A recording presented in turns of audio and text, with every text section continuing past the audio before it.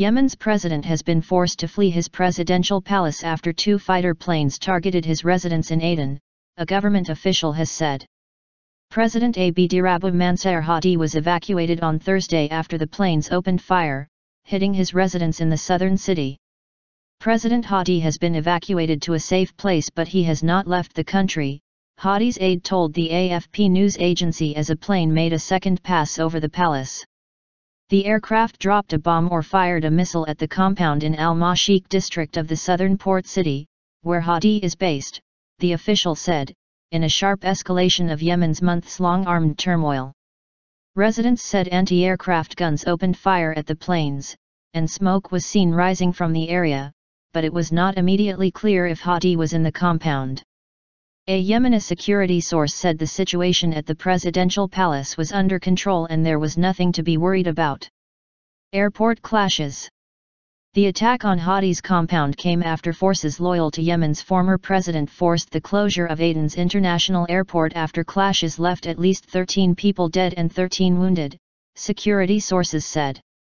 A special forces unit, led by renegade General Abdel Hafez al-Saktaf, stormed the airport grounds on Thursday before being repelled by fighters linked to the current president, Abd-Rabbu Mansour Hadi.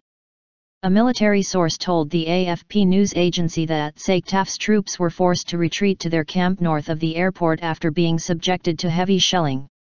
During the hours-long fighting, more than 100 passengers who had boarded a Yemeni aircraft flight to Cairo were ordered off a plane as machine gun fire rang out and explosions shook the terminal building.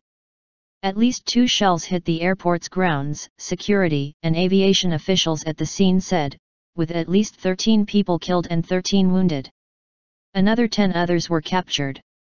Sporadic clashes also erupted throughout Aden.